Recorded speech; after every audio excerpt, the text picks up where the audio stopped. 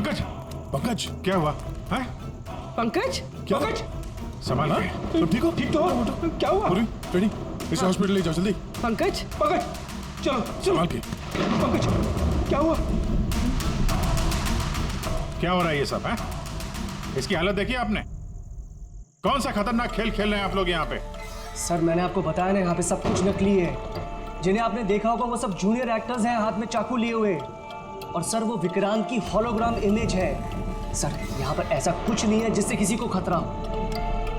तुम एक ही बात को 1000 बार कह लो, मगर एक बात साफ है, यहाँ कुछ तो है जो ठीक नहीं है। बॉस, पंकज की हालत अब पहले से बेहतर है। उसका सीटी स्कैन किया गया है और स्कैन में ऐसी कोई बात नहीं आई है जिससे कोई चिंता हो।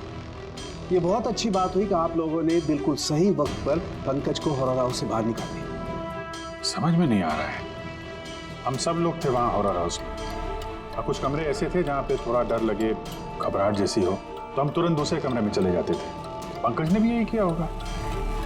सिर्फ उसी के साथ ऐसा क्या हुआ कि उसके दिमाग में इतना गहरा असर हो गया? सर ये सुशांत और नीना अपने अपने दोस्तों के साथ वहाँ हॉरर हाउस में गए थे, लेकिन असर सिर्फ इन दोनों पे ही हुआ। इनके दोस्तों पे कोई असर नहीं हुआ था, सब नॉर्मल थे। सर हो सकता है उस हॉरर हाउस के किसी खास कमरे में वो चीज़ हो जिससे इंसान के दिमाग पे बहुत बुरा असर करता है। ये पंकज, सुशांत, नीना उस कमरे में गए तो उनके दिमाग पे असर हुआ, बाकी के लोग उस कमरे में गए नहीं तो असर हुआ नहीं होगा।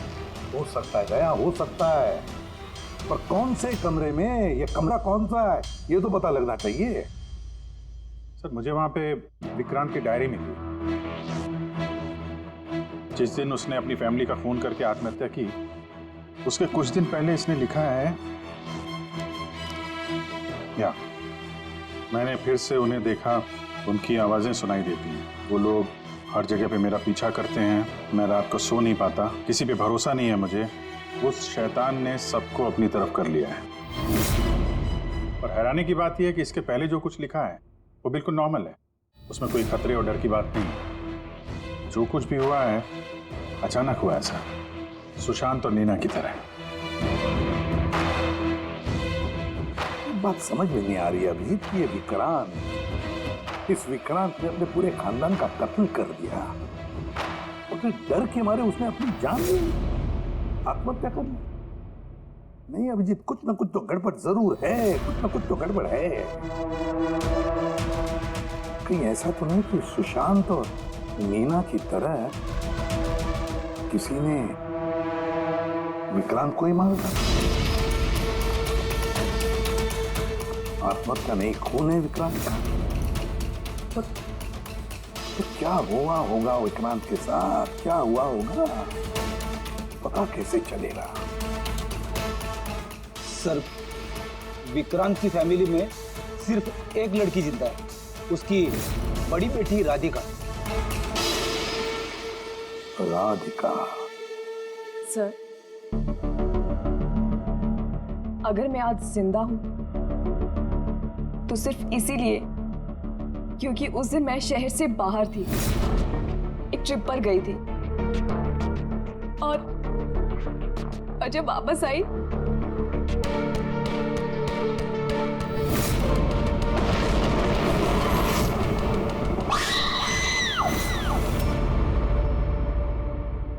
उनकी डायरी पढ़ी थी हमने, उससे पता चला कि 10 सितंबर से पहले वो बिल्कुल नॉर्मल थे। उसके बाद से उन्हें किसी से डर लगने लगा, अपनी जान खतरे में महसूस होने लगी। 10 सितंबर। सर 10 सितंबर को तो हमने डैड का 50th बर्थडे सेलिब्रेट किया था। सब लोग आए थे, फैमिली, फ्रेंड्स, और सर डैड तो बहुत ज्यादा खुश थे। सर बट डैड के बर्थडे के बाद ही उनका बिहेवियर चेंज हुआ था।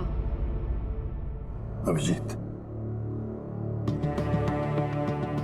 मतलब विक्रांत के साथ जो कुछ भी हुआ है उस बर्थडे पार्टी में ही हुआ है, पर क्या ऐसा क्या हुआ जिसकी वजह से विक्रांत परेशान हो गया, डिस्टर्ब हो गया? क्या हो सकता है? राधिका, आप बता सकती हैं उस दिन बर्थडे में कौन कौन आया था? उस दिन की फोटोग्राफ्स और वीडियो भी चाहिए हमें। पूरी रात पार्टी में विक्रांत बिल्कुल नॉर्मल लग रहा था, लेकिन लेट नाइट को उसका किसी के साथ तो झगड़ा हुआ। मैंने दूर से देखा था, बहुत जोर जोर से बहस हो रही थी। किसके साथ? अजय, विक्रांत का बेस्ट फ्रेंड। विक्रांत कैसा आदमी? साहब, बहुत बड़ी गलती कर दी मेरे माँ बाप ने, अपनी बेटी की शादी विक्रांत से करवा के। साहब, उसे नहीं जीना था तो वो खुद मर जाता, लेकिन मेरी बहन और बच्चों को मारने की क्या जरूरत थी? विक्रांत के मरने के बाद तो सारी प्रॉपर्टी राधिका के नाम पे चली गई होगी ना? नो सर, विक्रांत के बिजनेस में या उसकी प्रॉपर्टी में राधिका का कोई इन्वॉल्वमेंट नहीं था। उसके परिवार के बाद वो पूरी टूट चुकी थी। एक रुपया नहीं मिला था सर उसे, बल्कि ज्यादातर पैसा उसने चैरिटी के लिए दे दिया। और विक्रांत का बिजनेस? सर, उनके कजन है दीपक, वो संभालते हैं। दीपक जी, विक्रांत की मौत के बाद उसके पूरे बिजनेस की कमान तुमने संभाल ली है ना? क्योंकि विक्रांत की फैमिली में कोई बचा ही नहीं, सिर्फ राधिका के सिवा।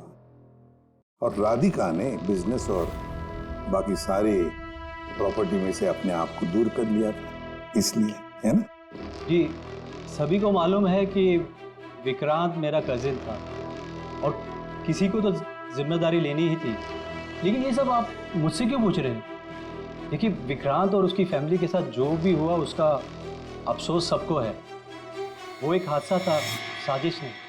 आप लोगों को लगता है कि विक्रांत ने आत्महत्या नहीं की, मर्डर किया है किसी ने उसका। मैंने मारा उसे और सुपारी देकर ये काम मैंने करवाया है। सर, वो मेरा बहुत जिगरी यार था, जिगरी। हम दोनों के बीच में बिल्कुल एकदम भाइयों जैसा प्यार था सर। तो हमें तो पता चला है कि काफी समय से तुम दोनों की दोस्ती में काफी दरार पड़ गई। दरार? नहीं सर। सर, वो क्या है ना कि फ्रेंडशिप के बीच में जो तकरार होती है और प्रॉब्लम्स होती है, बस वैसे ही कुछ हुआ था। लेकिन सर, बाद में हमने पैचअप कर लिया था। सर मेरी बात जरा गौर से सुनिए कि अगर हम दोनों के बीच में दोस्ती नहीं होती तो क्या वो मुझे पार्टी में इनवाइट करता? राइट। और उसी पार्टी में तुम्हारा जबरदस्त झगड़ा भी हुआ था विक्रांत के साथ। झगड़ा? हमारे पास एक गवाह है। नहीं सर, नहीं, झगड़ा नहीं हुआ था। वो क्या था कि 3-4 पैक अंदर जाने के बाद बस हम दोनों हाइपर हो गए थे और उसके बाद हम दोनों में बहसाबाजी शुरू हो गई थी। That's it. हद करते हैं मैम आप लोग। पूरी दुनिया जानती है कि विक्रांत ने अपनी फैमिली का मर्डर करके खुद सुसाइड कर लिया। हो सकता है उसकी कोई बहुत बड़ी प्रॉब्लम हो, पुलिस ने भी ये केस क्लोज कर दिया है, तो आप फिर क्यों 2 साल बाद मुझे इस केस में फंसाना चाहती हैं? I mean, मैं ऐसा क्यों करूंगी? देखिए, हमें तो बस इतना पता चला है कि विक्रांत की कंपनी में बरसों काम करने के बाद भी आपको प्रमोशन नहीं मिला। इनफैक्ट विक्रांत तो आपको नौकरी से निकालना चाहते थे, और फिर अचानक विक्रांत की मौत के बाद आपकी फाइनेंशियल कंडीशन काफी बेहतर हो गई। हाँ, तो मतलब आप ये कहना चाहती हैं कि मैंने विक्रांत का खून करके उसकी पूरी प्रॉपर्टी पर कब्जा कर लिया? Is that you want to say? आप लोगों को लगता है कि मैंने विक्रांत को उकसाया कि अपनी फैमिली को मारकर खुदकुशी कर ले? इस बात का आपके पास कोई सबूत है, कोई गवाह है? दीपक, विक्रांत के 50वें सालगिरह की पार्टी में तुम तो गए थे, है ना? गिफ्ट भी लेकर गए होंगे। अब 50वां बर्थडे जो था, क्या लेकर गए थे, जरा बताओ तो। अजी, 2 साल में मैंने कई लोगों को अलग अलग गिफ्ट दिए हैं। कैसे बता पाऊंगा कि विक्रांत को क्या दिया था? मुझे कुछ ठीक से याद नहीं आ रहा। आई थिंक सिर्फ कार्ड ही दिया था। लेकिन सर, ये अचानक बीच में गिफ्ट की बात कहाँ से आ गई? और मुझे नहीं याद कि मैंने उसे क्या गिफ्ट दिया था। ये 2 साल पहले की बात है मैम। और फिर किसी को कोई गिफ्ट देना कोई गुनाह थोड़ी है। जी, मैंने विक्रांत को उसके फेवरेट ऑथर की नई बुक गिफ्ट करी थी, लेकिन उसको किसने क्या गिफ्ट किया ये बता पाना मुश्किल है। आप जानना क्यों चाहते हैं?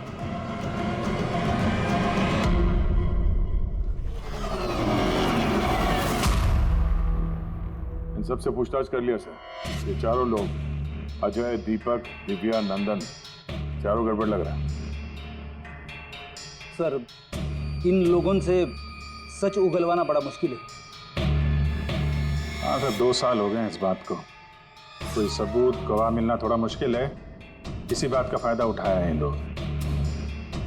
मगर इतना तो तय है कि इनमें से कोई एक झूठ बोल रहा है और वही है विक्रांत का कातिल। अभिजीत, फिर भी एक सवाल उठता है कि अगर किसी ने भी एक चीज गिफ्ट दी है जिसकी वजह से इंसान का दिमाग खराब होता है, तो फिर विक्रांत का ही दिमाग खराब क्यों हुआ उस चीज की वजह से? वहां पर और भी तो लोग थे उस घर में, उनको कैसे कुछ नहीं हुआ? हाँ सर, विक्रांत के परिवार में 5 लोग थे, नौकर चाकर अलग, उन्हें भी तो असर होना चाहिए था, पर उन पर कुछ नहीं हुआ। जैसे अब 2 साल बाद जितने भी लोग वहां पर गए थे, किसी पे कोई असर नहीं हुआ, सिवाय पंकज, सुशांत और नीना। पंकज बताओ, कौन से कमरे में गए थे और कैसे कैसे गए?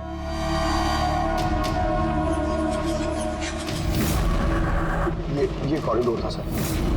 मैं सीढ़ियों से नीचे आया सर, ये कॉरिडोर क्रॉस करके यहाँ हॉल में गया सर। हॉल में सर फिर वो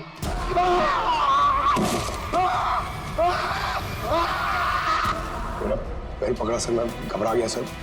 फिर मैं यहाँ से भागा, फिर इस कॉरिडोर में आया सर और यहाँ पर कहीं पे शायद मुझे वो विक्रांत दिखा और सब में।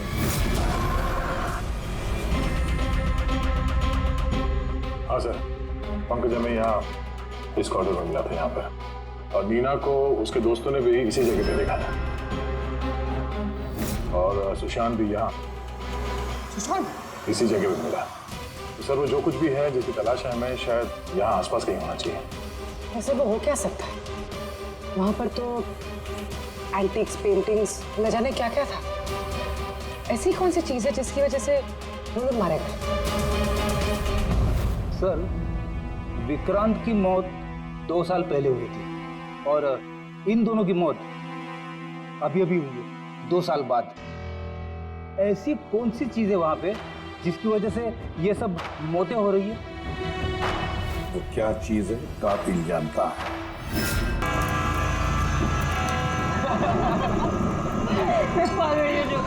सुनो तुमने? अंगेज मामा, ये लुक लाइक अ मंकी। ये हर बार छेड़ती है मुझे। अरे प्लीज फिर से तुम्हारी कैट पैट। मम्मा ये भी मुझे बोलता रहता है।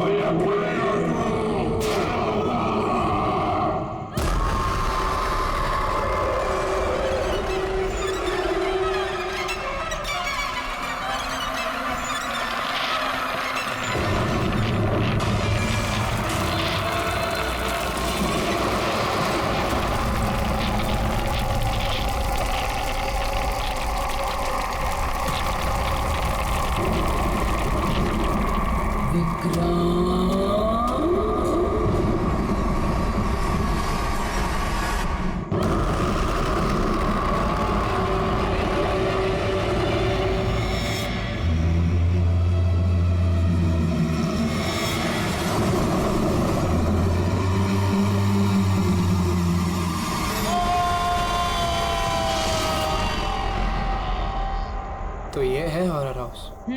Adventure game. अरे क्या डर रहा है यार? मर्डर हम है ना साथ में। कुछ हो गया तो फिर मुझे क्या कुछ नहीं होगा यार, कुछ नहीं होगा। अरे सर आ गए। हॉरर हाउस चैलेंज तो ले रहे हैं आप सब लोग, लेकिन एक बात मैं आपको बता दूं, ये इतना आसान नहीं है। कमजोर दिल वालों के लिए तो बिल्कुल भी नहीं। ये वही हवेली है ना जहाँ 2 साल पहले एक फैमिली का मर्डर हुआ था? जी हाँ, पूरे हिंदुस्तान में इससे डरावनी जगह कोई भी नहीं है। बहुत लोगों ने कोशिश की और आज तक कोई भी ज्यादा देर तक यहाँ रुक नहीं पाया। तो बताओ, क्या आप लोग ये चैलेंज लेना चाहेंगे? जिमी यार, ऑल द बेस्ट। जिमी, तुझे डर नहीं लग रहा है क्या यहाँ पर? डर किस बात का? मुझे सीआईडी ऑफिसर बनना है, एसीपी प्रद्युमन जी की तरह। ब्रेव और strong. Morning sir. Good morning Jimmy. आज कैसे आना हुआ तुम्हारा? कैसे हो तुम? मैं बहुत बढ़िया हूँ सर, एकदम आपकी तरह। मेरे तरह? सर अगर आपकी तरह रहूंगा भी तो बड़ा होकर आपके जैसे सीआईडी ऑफिसर बन पाऊंगा। अरे वाह, मेरे जैसे बनना है? सीआईडी में एसीपी बनोगे? और वैसे भी ये सब तो फेक है, कुछ रियल है ही नहीं, सब डराने के लिए बना। कुछ देर अंदर रहेंगे फिर चल जाएंगे हम बाहर।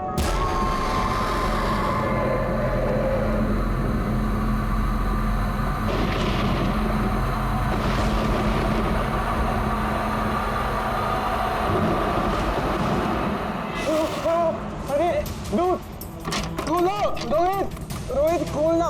जिमी ठीक है जिमी, तो अब यहाँ से हम लोगों को अलग अलग जाना है। Jimmy see you later Sushant. अरे Jimmy please open the door. कुछ नहीं होगा Rohit, guys please come back guys.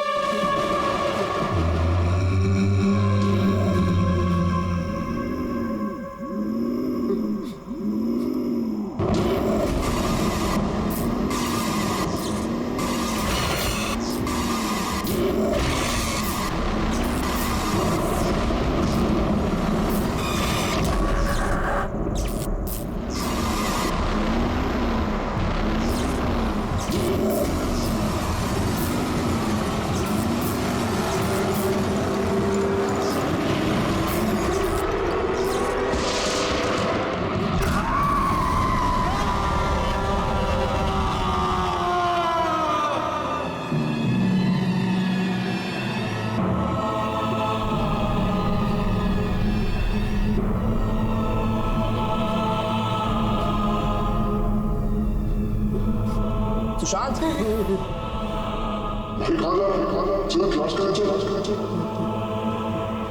Sushant क्या हो गया? कल रात को तेरी मॉम का भी कॉल आया था। मुझे 2 दिन से बहुत अजीब न्यूज़ मिल रहा है, बात नहीं कर रहा, कुछ नहीं कर रहा। कुछ तो बोल। तू चल क्लास के लिए चल। कुछ तो प्रॉब्लम है।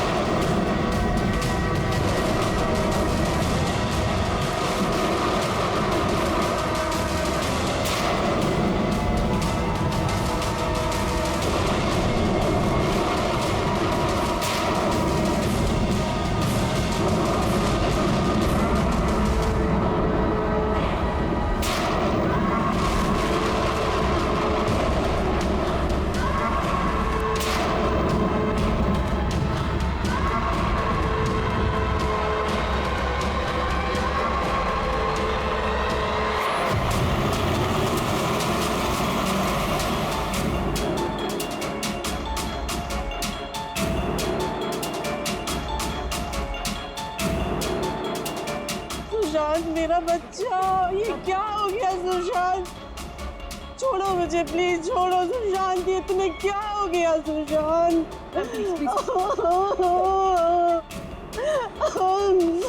जिमी, मेरा बच्चा, अब मुझे ठीक से बता, क्या हुआ? ये सब कैसे हुआ?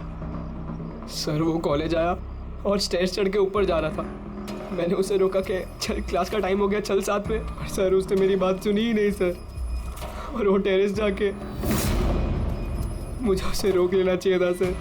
अगर मैं उसे रोक लेता तो ऐसा नहीं होता सर। जिमी, देखो बेटा, अपने आप को ब्लेम मत करो। क्या तुम्हें थोड़ी पता था कि ये ऊपर जाकर ऐसे करेगा? Don't blame yourself. नहीं सर, कुछ तो प्रॉब्लम थी सर।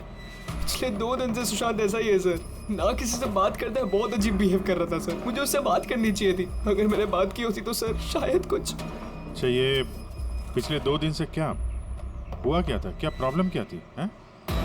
हम लोग सर उसको हॉरर हाउस लेकर गए थे। उसका मन नहीं था जाने का, फिर भी उसको फोर्स करके लेके गए थे सर।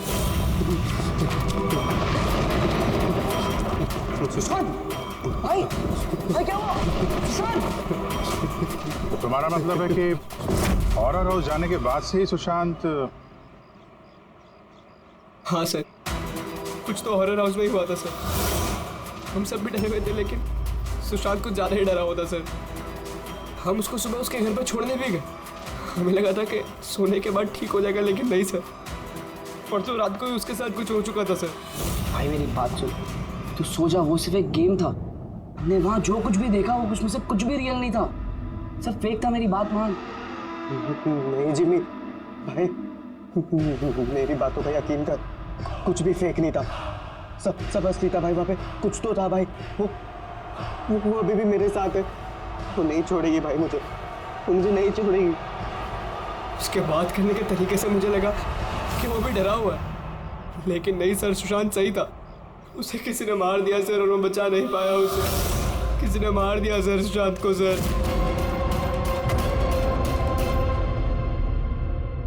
ये देखो बॉस, ये सीटी स्कैन किसका?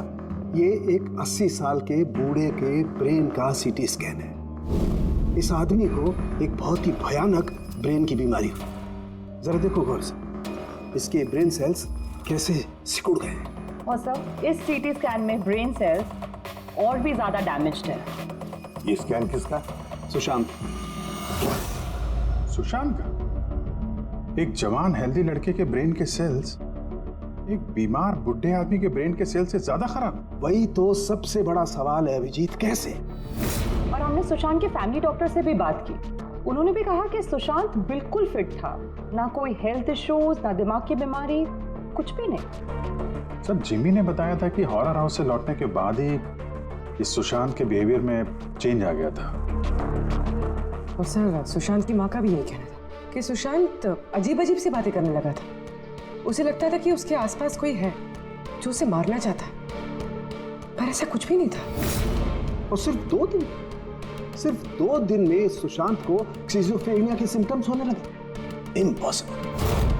अभिजीत, जिमी की बात सही हो सकती है। ये कोई आत्महत्या नहीं, खून है, खून। पर खून कैसे?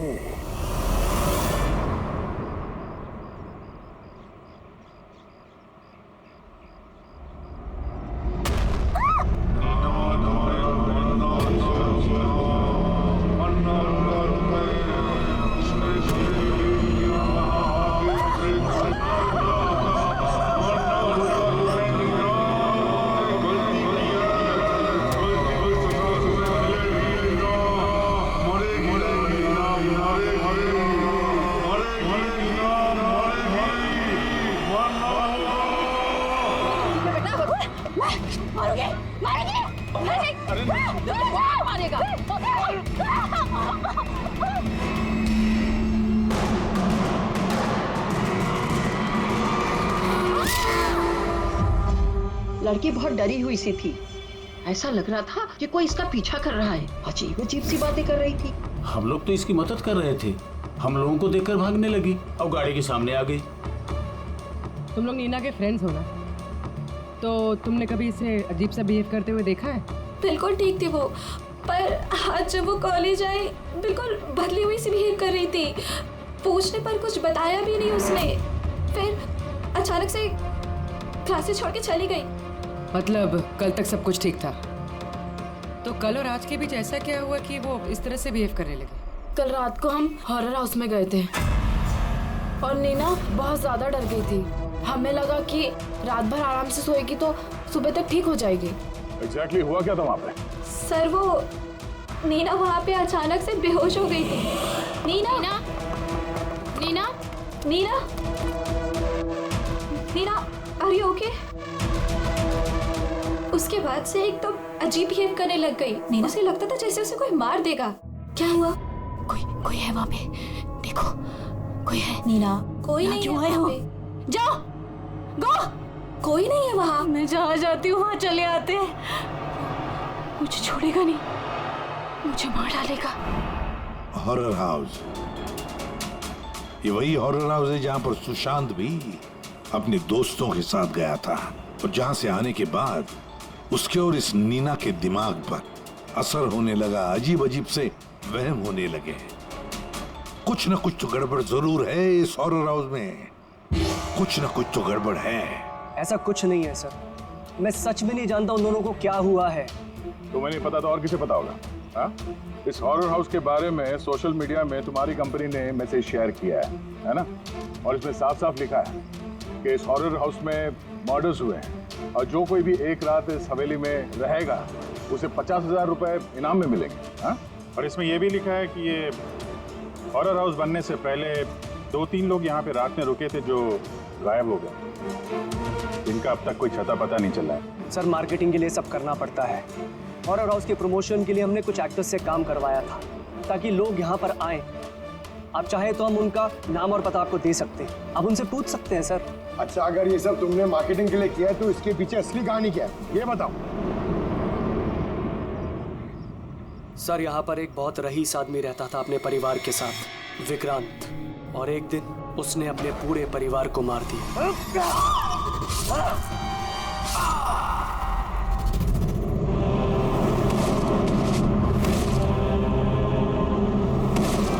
मुझे मार दिया, सबको मार दिया मैंने, सबको मार दिया मैंने।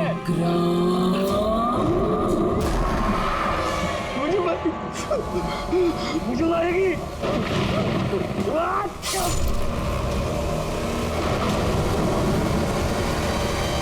हाँ सर, विक्रांत के बारे में मैंने न्यूज में देखा था। सर ये जगह वैसे ही भूत बंगले के नाम से बदनाम थी, तो क्यों ना इससे कुछ पैसा कमाया जाए। तो स्कूल और कॉलेजेस के बच्चों को ये चैलेंज देकर तुमने पैसा कमाने का नया तरीका निकाला। हाँ? मगर तुमने सोचा तुम्हारे लालच ने 2 बच्चों की जान ले ली। सर आपको पता है ना हॉरर हाउस क्या होता है? यहाँ पर सब कुछ नकली होता है सर। डराने के लिए डेड बॉडीज की जगह नकली एक्टर्स होते हैं, खून की जगह लाल रंग होता है, लाउड नॉइजेस होती है, दैट्स इट। सर ऐसी कोई भी चीज नहीं होती जिससे किसी को खतरा हो। सर डॉक्टर सालुंके का मैसेज है। नीना के सीटी स्कैन से पता चला कि उसके ब्रेन सेल्स बहुत तेजी से उसी तरह डैमेज हुए हैं जैसे सुशांत के केस में हुए थे। अब बोलो, अगर ये सब नकली है, नाटक है, तो किसी के दिमाग पे इतना बुरा असर कैसे पड़ सकता है? हा? सर मुझे इसके बारे में कुछ नहीं पता, मैं सच कह रहा हूँ। ठीक है, आज रात इस हॉरर हाउस में हम लोग रुकेंगे। पता तो चले बिजनेस के नाम पे यहाँ पे कौन कौन सा खेल खेला जा रहा है। सीआईडी की टीम ने ये कहा है कि उस रात पार्टी में जो कुछ हुआ वो हमसे एक बार फिर जानना चाहती है। इसी जगह जहाँ पार्टी हुई थी कि एग्जैक्टली हुआ क्या था, उस रात कौन कहाँ था और क्या कर रहा था। अरे एसीपी सर अभी तक क्यों नहीं आए? मैं इससे ज्यादा इंतजार नहीं कर सकता। एक काम करते हैं, एसीपी सर को कॉल कर लेती हूँ। प्लीज। अरे तुम लोगों को जो कुछ करना है करो, मैं तो चला। मैं यहाँ एक पल भी नहीं रुकूंगा, एक पल भी नहीं रुकना मुझे। अरे सुनो यार।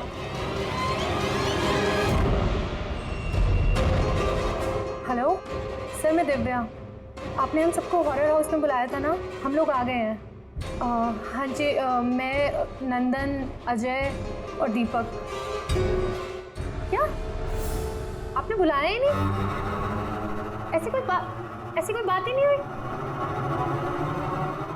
Okay sir. क्या हुआ? एसीपी का कहना है कि उन्होंने हमें बुलाया ही नहीं। अरे ये हो क्या रहा है? पता नहीं, शायद किसी ने हमारे साथ मजाक किया है। चलो चलते हैं यहाँ से। चलो जल्दी चलो। कहाँ चलते हैं? ऊपर से बाहर जाने का कोई रास्ता नहीं है। अब क्या करेंगे हम? अरे ऐसा निकलेंगे यहाँ से बाहर हम? कोई दूसरा रास्ता तो होगा। हाँ ढूंढो, दूसरा रास्ता ढूंढो निकलने का बाहर। चलो चलो जल्दी होना चाहिए कोई रास्ता। एक काम करो, तुम वहां देखो, मैं वहां देखता हूँ। अरे कोई है? प्लीज दरवाजा खोलो।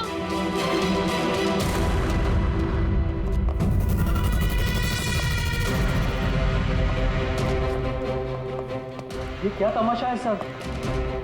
आप क्यों परेशान कर रहे हैं हमें? परेशान नहीं कर रहे थे, सिर्फ परीक्षा ले रहे थे। और परीक्षा का रिजल्ट भी आ गया, पता चल गया है उन्हीं कौन है। आप सबको इस हॉरर हाउस के उस हिस्से में बंद किया गया था जहां वैसी कोई चीज है जिसकी वजह से दिमाग पे बहुत बुरा असर पड़ता है और इंसान को अजीब अजीब से वहम होने लगता है। और उस चीज के बारे में कातिल को पता है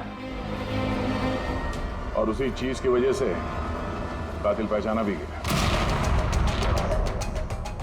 जाहिर सी बात है कातिल उस चीज को नोटिस करेगा, उससे दूर जाने की कोशिश करेगा, क्योंकि वो नहीं चाहेगा कि जहर वाला केमिकल का असर उस पे हो जाए। चारों तरफ दरवाजे बंद थे, वो भी यही फंसा था, इसलिए उसने उस चीज को छूने की गलती की। और इस कमरे में क्या क्या हुआ, सब कुछ सीसीटीवी कैमरा में कैद हुआ है।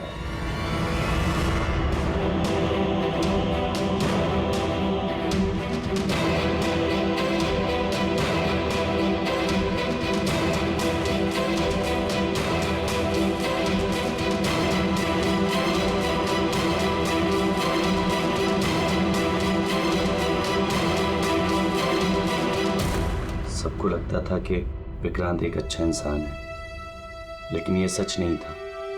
वो बड़ा ही घटिया इंसान था। उसका अफेयर मेरी पत्नी से हो गया था। मेरी पत्नी को इस गलती का एहसास था। उसने विक्रांत से दूर जाने की बात कही तो विक्रांत उसे धमकाने लगा, कहने लगा तुम्हारे पति को बता दूंगा, उसको नौकरी से निकाल दूंगा। शर्मिंदगी में मेरी पत्नी ने खुदकुशी कर ली। और इसलिए तुम विक्रांत से बदला लेना चाहते थे? मेरा एक दोस्त केमिस्ट में था, मुझे उससे उस टॉक्सिन जहर के बारे में मालूमात पड़ी। मुझे पता लगा ये एक ऐसा केमिकल है जिससे इंसान दिमागी तौर पर बीमार हो जाता है। मैंने विक्रांत को गिफ्ट देने के लिए एक एंटीक लालटेन खरीदी और उसकी बत्ती को उस केमिकल में डिप करके उसे गिफ्ट दे दिया। जब जब विक्रांत उस लालटेन को जलाता तो उस बत्ती से उठने वाला धुआं कमरे में फैल जाता। विक्रांत पर उस जहरीले धुएं का असर वैसे ही होने लगा जैसा मैं चाहता था। धीरे धीरे वो पागल होने लगा और एक दिन उसने पागलपंती में अपने पूरे खानदान को खत्म कर दिया और खुदकुशी कर ली। किसी को ये बात की खबर तक नहीं हुई कि इस केमिकल की वजह से उसने इतना बड़ा कदम उठा लिया। और एक दिन केस बंद हो गया। बाद में विक्रांत के इस घर को महेश के फादर ने खरीद लिया। महेश ने इसे हॉरर हाउस बनाया और बिजनेस स्टार्ट कर दिया, लेकिन वो लालटेन अभी भी यहीं थी। स्टडी रूम में नहीं, कॉरिडोर में, जिसकी वजह से ये सब हो रहा था। सच बोल रहा हूँ, मुझे जब पता लगा कि उस जहरीली लालटेन की वजह से 2 साल बाद भी लोग मर रहे हैं तो मैं घबरा गया। मैं रिस्क नहीं लेना चाहता था लालटेन को यहाँ से निकालने की। नंदन हर मुझे भी यही सोचता है कि उसने बड़े चालाकी से अपने काम को अंजाम दिया और अब उसे कोई पकड़ नहीं सकेगा। लेकिन सारे के सारे मुजरिम यही भूलते हैं कि कानून को कोई ज्यादा देर तक धोखा नहीं दे सकता। एक न एक दिन तो वो पकड़ा जाता ही है। नंदन, तुम्हारे इस बदले की आग में कितने सारे लोगों की जानें ले ली। कानून तुम्हें कभी माफ नहीं करेगा। कड़ी से कड़ी सजा होगी तुम्हें, फांसी होगी तुम्हें, फांसी।